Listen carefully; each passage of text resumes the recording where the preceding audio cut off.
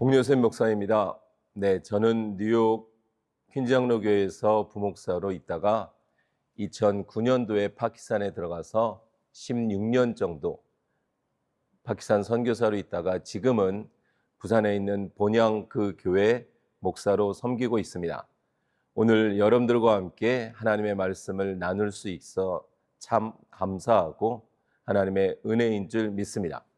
자, 그러면 여러분들과 함께 나눌 주제는 성막과 예수 그리스도입니다. 여러분들 화면에 보시는 것처럼 성막 그림이 익숙하지 않으시지만 궁금하시죠? 궁금하시죠? 네. 그런데 우리가 저 성막으로 바로 들어가서 성막 재료 하나하나에 대해서 설명하고 그 모양에 대해서 설명하게 되면 성막에 그냥 빠져버리실 수 있어요. 성막이 성경 어디에 나오죠?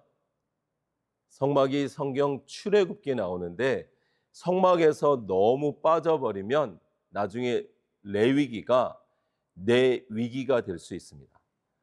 그래서 성막으로 들어가기 전에 먼저 우리 그리스도인들에게 있어서 성경이 어떤 것인지 한번 살펴보고 성막으로 가도록 하겠습니다. 자, 그러면 우리 제1강으로 그리스도인과 하나님의 말씀인 성경이 어떤 것인지 함께 보도록 하겠습니다.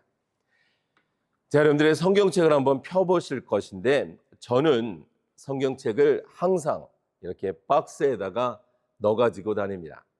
제가 여러 나라를 다니다 보니 골프채를 해외로 운반하시는 분들도 절대로 가방 없이 다니지 않으시더라고요.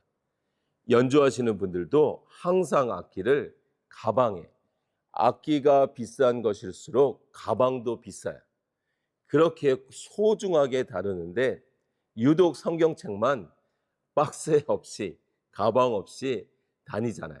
그래서 저는 정말 성경이 저에게 너무 소중하기 때문에 이렇게 박스에 넣어서 박스도 예쁘게 붙이고 가꾸어서 이렇게 넣어 다닙니다. 저는 이렇게 박스에서 성경책을 꺼낼 때는 항상 칼집에서 칼을 꺼내는 듯한 마음을 갖습니다. 진심으로. 그래서 꺼낼 때 정말 하나님의 말씀이 우리 심령의 검이다 이렇게 믿고 성경책도 이렇게 손 타는 부분에는 예쁘게 붙여서 한 장 한 장 소중하게 봅니다. 자, 우리 하나님의 말씀인 성경이 우리들에게 무엇을 말씀하고 있는지 한번 볼 텐데 잘 들어보세요. 성경으로 세상을 보지 못하면 세상의 관점으로 성경을 이해하게 됩니다. 다시 말씀드릴게요. 우리 안에 하나님의 말씀이 채워져 있어서 그 말씀으로 하나님을 인정하고 받아들이고 세상을 보지 못하면 세상의 관점으로 성경을 보게 된다는 거예요. 신앙을 이해하게 된다는 거죠. 그래서 우리는 반드시 우리도 하나님의 말씀에 붙들려야 되고 우리가 가르치는 우리 제자들도 하나님의 말씀에 붙들리도록 해야 합니다. 우리 요한복음 15장 7절인데 제가 한번 찾아 읽어보도록 하겠습니다. 제가 쓰는 성경은 새번역 성경으로 읽겠습니다. 요한복음 15장 7절 너희가 내 안에 머물러 있고 내 말이 너희 안에 머물러 있으면 너희가 무엇을 구하든지 다 그대로 이루어질 것이다. 성경은 너희가 내 안에 머물러 있고 내 말이 너희 안에 머물러 있어야 된다 하십니다. 그와 같이 우리 안에 주의 말씀이 있지 않으면 4절에도 내 안에 머물러 있어라. 그리하면 나도 너희 안에 머물러 있겠다. 그런데 너희도 내 안에 머물러 있지 아니하면 열매를 맺을 수 없다 하십니다. 우리 고린도후서 11장 2절에 보면 바울은 그렇게 말하죠. 내가 너희를 정결한 처녀로 한 남편인 그리스도께 드리려고 중매함이로다. 맞습니다. 우리에게 붙이는 것이 아니라 예수 그리스도에게 붙이는 거예요. 예수 그리스도에게 붙인다라는 것은 곧 하나님의 말씀을 붙들고 사는 그리스도인을 만든다는 것입니다. 자, 그래서 하나님의 말씀은 우리에게 정말 하나님께 붙어 있을 수 있는 좋은 신앙의 툴이고 도구죠. 자, 그러면 우리가 한번 신명기 말씀 한번 볼까요? 신명기 32장 46절에 보면 성경이 이렇게 말합니다. 그들에게 말하였다. 오늘 내가 당신들에게 증언한 모든 말을 당신들은 마음에 간직해 두고 자녀에게 가르쳐 이 율법의 모든 말씀을 지키게 하십시오. 율법은 단지 빈말이 아니라 바로 당신들의 생명입니다. 아멘. 맞습니다. 하나님의 말씀은 우리에게 생명입니다. 선택이나 옵션이 아니라는 거예요. 우리에게 만나가 매일 광야에서 이스라엘 백성, 하나님의 백성에게 내렸듯이 우리의 말씀, 하나님의 말씀은 우리에게 매일 필요한 생명입니다. 또 신명기 29장 말씀 보겠습니다. 신명기 29장 14절 15절 이 언약과 맹세는 주님께서 당신들하고만 세우는 것이 아닙니다. 이 언약은 오늘 주 우리의 하나님 앞에 우리와 함께 서 있는 사람들만이 아니라 오늘 여기 우리와 함께 있지 않은 자손과도 함께 세우는 것입니다. 아멘. 맞죠? 그때 모세의 말씀을 들었던 그때 당시의 이스라엘 백성들뿐만 아니라 그 말씀이 기록되어져서 전해오는 우리에게도 동일한 말씀이라는 거예요. 성경은 절대로 이스라엘의 이야기가 아닙니다. 아니, 이스라엘만의 이야기가 아닙니다. 이스라엘이라는 주인공을 통해서 오고 오는 세대인 우리 모두에게 동일한 말씀으로 주어지고 있는 것입니다. 또 한 곳 볼까요? 신명기 30장입니다. 30장 11절부터인데 한번 잘 보세요. 오늘 내가 당신들에게 내리는 이 명령은 당신들이 실천하기 어려운 것도 아니고 당신들의 능력이 미치지 못하는 것도 아닙니다. 우리 14절이요. 그 명령은 당신들에게 아주 가까운 곳에 있습니다. 당신들의 입에 있고 당신들의 마음에 있으니 당신들이 그것을 실천할 수 있습니다. 아멘. 성경은 절대로 어렵지 않습니다. 하나님이 우리에게 주신 말씀은 우리가 실천할 수 있고 우리가 순종할 수 있는 말씀입니다. 그러므로 성경과 멀어지는 것이 아닌 성경과 가까워지는 것은 아주 중요합니다. 또 한 곳, 우리 마지막으로 한 곳 화면에서 더 볼 것은 디모데후서 3장 16절입니다. 자, 모든 성경은 하나님의 영감으로 된 것으로 교훈과 책망과 바르게 함과 의로 교육하기에 유익합니다. 성경은 하나님의 사람을 유능하게 하고 그에게 온갖 선한 일을 할 수 있게 하는 것입니다. 모든 성경이라고 합니다. 여러분들 성경 읽으실 때 어떻게 읽고 공부하세요? 쉬운 곳, 여러분들이 생각하시기에 쉬운 시편, 창세기 아니면 신약 복음서 아닙니다. 성경은 분명히 모든 성경이 하나님의 말씀입니다. 그러므로 꼭 성경을 읽고 배우실 때는 창세기부터 요한계시록까지 순차적으로 보시는 것이 좋습니다. 자, 그러면 하나님의 말씀이 어떤 것인지 보았으니 자, 그다음 성경이 우리를 무엇이라고 말하는지를 보겠습니다. 여러분들, 우리는 살면서 다른 사람들이 우리에게 말하는 것에 의해서 우리를 판단하거나 우리 스스로가 우리를 판단하기 쉽지만 하나님의 은혜로 하나님의 자녀가 된 그리스도인들은 이제 성경의 말을 들어야 됩니다. 성경이 우리에게 대해서 무엇이라 말하는지를 알아야만 합니다. 우리 한번 신명기 7장 6절 가 보겠습니다.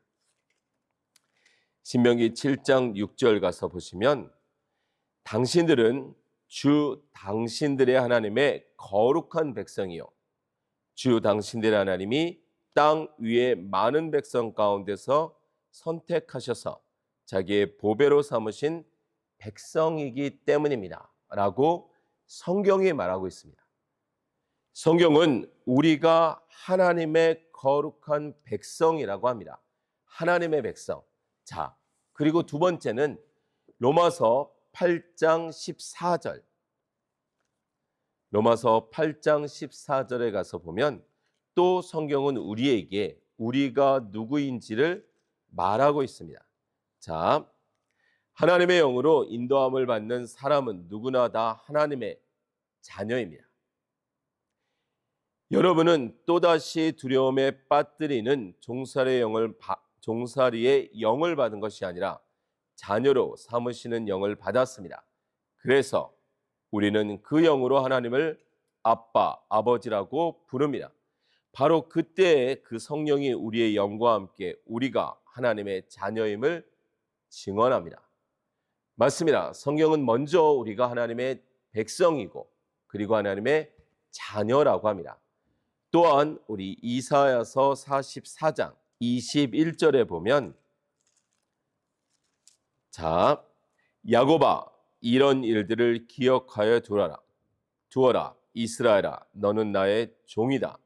내가 너를 지었다. 너는 나의 종이다. 이스라엘아 내가 너를 절대로 잊지 않겠다. 성경은 이와 같이 우리가 하나님의 백성이고 자녀고 종이라고 합니다. 무엇의 차이일까요? 예전에는 내가 왕이었습니다. 예전은 내가 자녀가 아니라 내 마음대로 내 삶을 주관하던 자였습니다. 예전엔 내가 종이 아니라 주인이었습니다. 그러나 성경은 우리가 하나님의 백성이고 자녀고 종, 다시 말하면 하나님께 소속되었다라고 합니다. 그러면 이제 하나님의 뜻이 무엇인지, 하나님의 선하시고 온전하신 뜻이 무엇인지를 알아 그 하나님의 마음에 합한 자로 사는 것이 맞습니다. 자, 그러면 이 관점을 가지고 성막으로 빨리 들어가고 싶으시죠? 그러나 먼저 우리가 준비 운동으로 우리가 누구인지, 성경이 무엇인지를 알아야 되는데, 자, 보세요.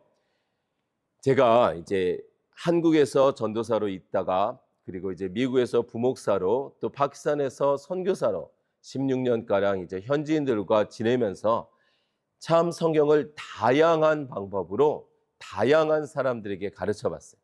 그러면서 저에게 너무나 소중한 성경이 왜 많은 사람들은 그렇게도 읽지 않을까? 참 많이 고민하고 조사해 보고 대화해 보던 가운데 10가지를 발견했는데 그중에 오늘 6가지만 소개하겠습니다. 자, 먼저 6번 밑에서부터 올라가 볼게요. 여러분들에게 제가 왜 성경 읽는 게 어려우시냐 그러시더니 목사님 제가요 다음부터 할게요. 다음 달부터 읽을게요. 내일부터 읽을게요. 저 정말 읽고 싶은데 제가 결혼하면 졸업하면 늘 이렇게 다음부터라고 하더라고요. 여러분들 정말 다음부터라는 다음의 시간이 있을까요? 성경 그대로 주님이 오늘 부르시면 어떡하실래요? 자, 5번. 또 이제 성경 읽기를 같이 하자 하면 목사님 제가 요즘 너무 바빠요. 그 바쁘다라는 말이 늘 바빴던 것 같아요. 맞습니다. 우리가 그리스도인으로서 살면서 항상 놓치는 것이 뭐냐면 중요한 일보다 급한 일을 먼저 하는 거예요. 아침에 눈 뜨면 뉴스 보는 것부터 시작해서 일단 눈에 보이는 일부터 시작하면서 마음으로는 이제 아침 먹고 나서 오후부터 그런데 또 일이 보이니까 그 일부터 하기가 바쁘다는 거죠. 자, 4번째. 여러분들이 목사님 제가 성경을 읽으려고 하는데 너무 어렵습니다. 제가 아무리 이해하려고 해도 이해가 안 돼요. 맞습니다. 저도 이제 신학을 7년을 공부를 하고 나름 시중에 나와 있는 많은 이제 성경에 관한 책들을 섭렵했는데도 저도 어렵습니다. 그런데 한 가지 여러분들에게 아주 중요한 팁인데, 성경을 읽으실 때는 이해하려고 하지 마세요. 이해하려고 하지 마시고 그냥 하나님이 주시는 마음을 가지고 읽어 나가시면 됩니다. 제가 이제 좀 이따 설명을 드릴 텐데, 성경을 읽으실 때 어떤 자세로 읽어야 되는지, 자, 지금은 이해하려고 하니 너무 어렵기 때문에 이해 안 되니까 포기하는 거예요. 창세기 좀 이해가 되시죠? 출애굽기 20장까지는 좀 이해가 되는데 이제 성막 나오잖아요. 20장 지나면서부터. 그러니까 성막에서 그래도 결심을 했으니까 성막까지는 어떻게 버티는데, 레위기에 딱 가면 아까 뭐라고 말씀드렸어요? 내 위기가 되는 거죠. 거의 레위기에서 포기합니다. 그리고 그 내년에 가서 또 결심하고 창세기 들어가죠. 자, 그렇게 이해하려고 하니 어렵습니다. 자, 세 번째, 영적 싸움입니다. 사단은 주님 부활하시고 승천하신 이후로 지금까지 가장 총력을 기울여서 힘쓰는 영역이 그리스도인들이 말씀과 멀어지게 하는 거예요. 단기 선교도 아니면 심지어 전도도, 심지어 예배도 다 좋은데 말씀 없이 그리스도인으로 살도록 하는 거예요. 여러분들, 우리가 말씀을 영의 양식이라고 합니다. 밥도 안 먹으면 아무리 천하장사도 못 버티죠. 영적인 양식 역시 마찬가지입니다. 매일 먹어야 돼요. 전능하신 하나님이 왜 그 만나를 일주일치를 한꺼번에 주지 않으셨을까요? 캡슐로 그냥 떨어지게 하실 수 있는데 매일 거두게 하셨어요. 매일 하나님과 교제하며 하나님을 인정하며, 바로 하나님의 말씀을 매일 읽는 것은 그렇게 하나님을 매일 만나고 매일 인정하는 것인데, 하나님 없이 말씀 없이 사는 것은 분명 영적 싸움에서 지는 것입니다. 멀어지는 거예요.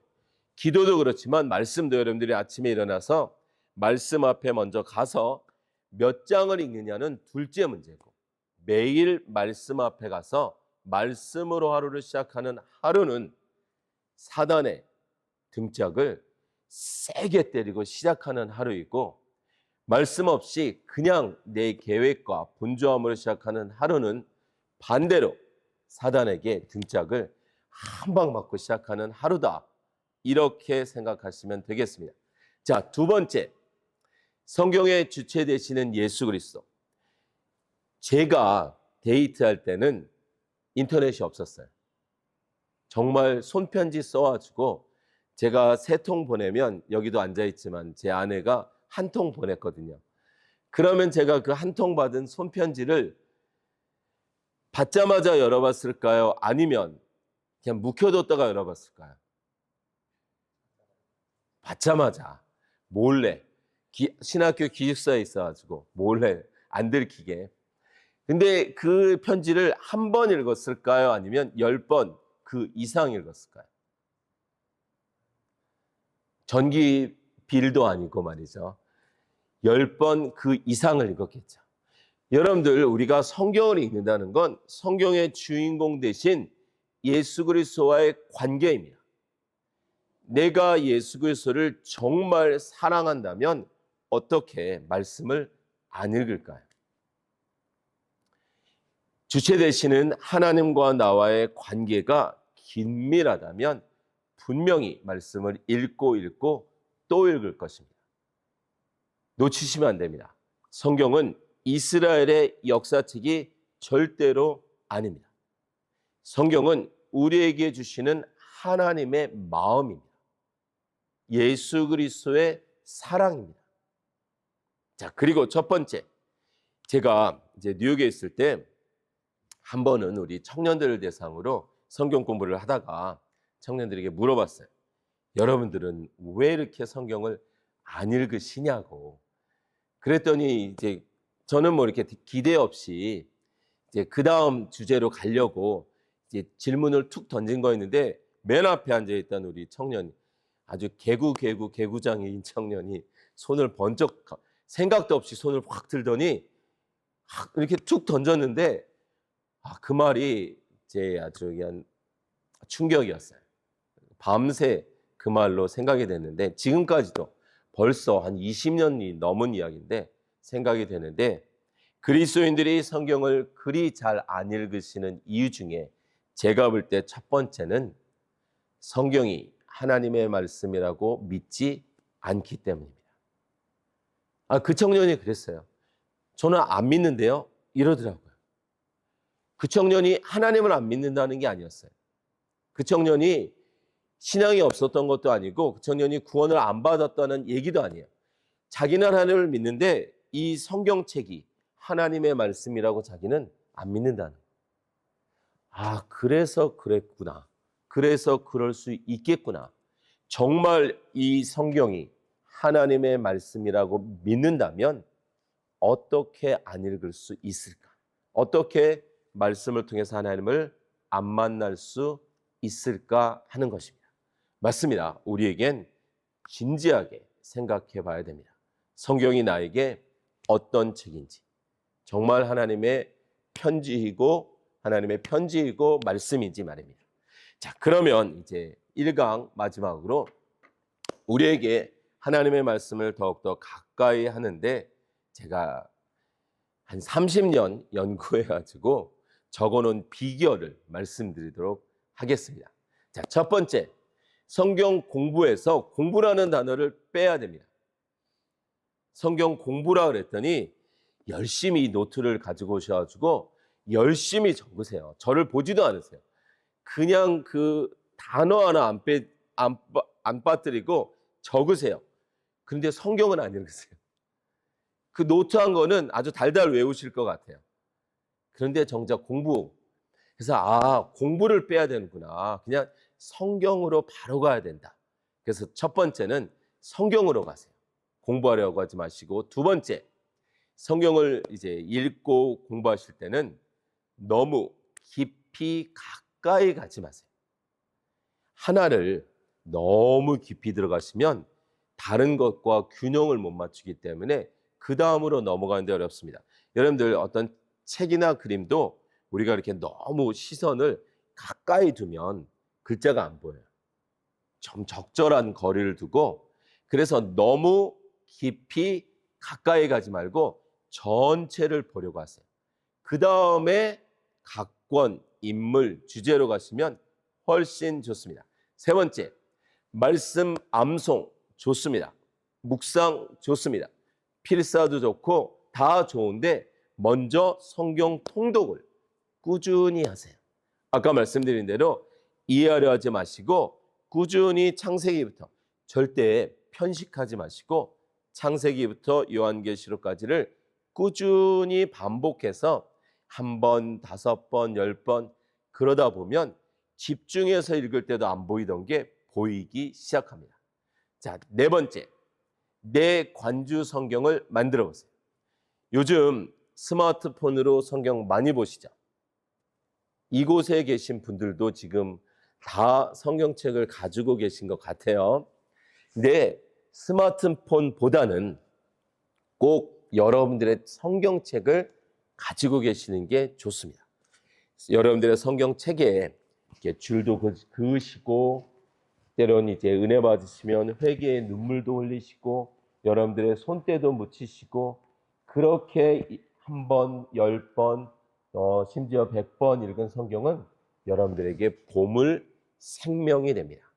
자, 다섯 번째, 성경을 읽으실 때 시간 순서대로 이렇게 다시 순서를 조합해서 읽어도 좋으나 여러분들이 가지고 계신 순서 그대로 읽으시는 게 참 좋습니다.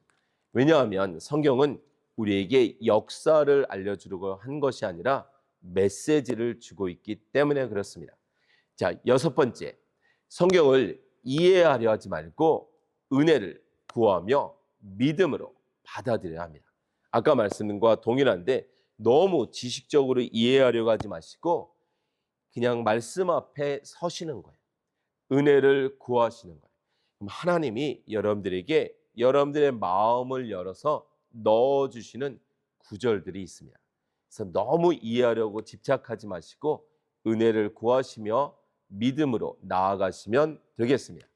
자, 그 다음에 일곱 번째, 말씀과 삶의 연결을 통해 하나님이 주시는 음성, 메시지 찾으시면 됩니다. 읽으시고 여러분들에게 주신 말씀이 있으면 실천해 보세요.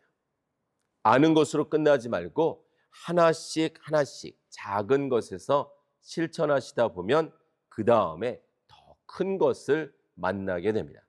여덟 번째, 매일 성경을 읽는 것은 순종입니다.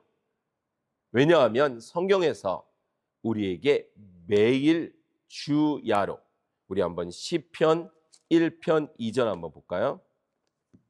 시편, 여러분들이 좋아하시는 그 시편 1편 2절을 보면 1절부터 읽어보면 복 있는 사람은 악인의 꾀를 따르지 아니하며 죄인의 길에 서지 아니하며 오만한 자의 자리에 앉지 아니하며 오로지 주님의 율법을 즐거워하며 밤낮으로 율법을 묵상하는 사람이다.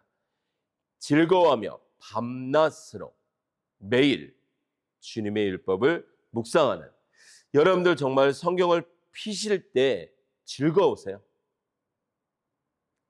텔레비전 키시는 것보다 즐거우세요? 즐거우셔야 됩니다. 즐거우실 수 있습니다. 순종하는 마음으로 매일 말씀을 가까이 해보세요. 그래서 말씀 앞에 서시는 건 그리스도인들의 자세입니다. 영적 전쟁이고 성경을 읽는 것은 기도입니다. 여러분들, 기도는 우리가 대화라고 하는데 우리가 보통 하나님과 대화할 때 어떻게 하세요? 먼저 우리가 막 말하시죠. 그리고 이제 하나님 말할 차례 됐는데 아멘 하고 가시잖아요. 대화는 먼저 하나님의 말씀을 듣는 거예요. 그 다음에 우리의 말씀 하면 되죠. 그래서 성경 읽는 건 기도입니다. 그래서 제가 늘 이제 말씀드리는 게 성경 읽기는 외식이 아니다. 성실이다. 무슨 말이냐면 우리 남자분들, 아빠이시고 남편 되시는 분들 아침에 일어나면 매일 출근하고 싶으시죠? 하루도 출근하고 싶지 않은 날이 없으시죠? 네. 그래도 출근을 합니다. 왜요? 선한 의무가 있잖아요. 그와 같이 우리가 만약에 출근하기 싫어도 출근하면 그건 외식인가요? 성실인가요? 성실이죠. 말씀 읽기도 마찬가지입니다. 때로는 졸립기도 하고 이해 안 되고 은혜 안 돼도 가보세요. 아홉 번째, 하루아침에 성경을 정복하려 하지 말고 꾸준히 가보세요. 산오르기처럼 익숙해지시면 꽃도 보이고 새소리도 들립니다. 마지막으로 열 번째, 처음에는 성경 읽기가 의무로 시작합니다. 나중엔 재미가 생기고요. 재미가 지나 은혜가 생겨요. 근데 어떤 때는 재미도 없고 은혜가 없을 때도 있어요. 그러나 계속 하시다 보면 생존하게 돼요.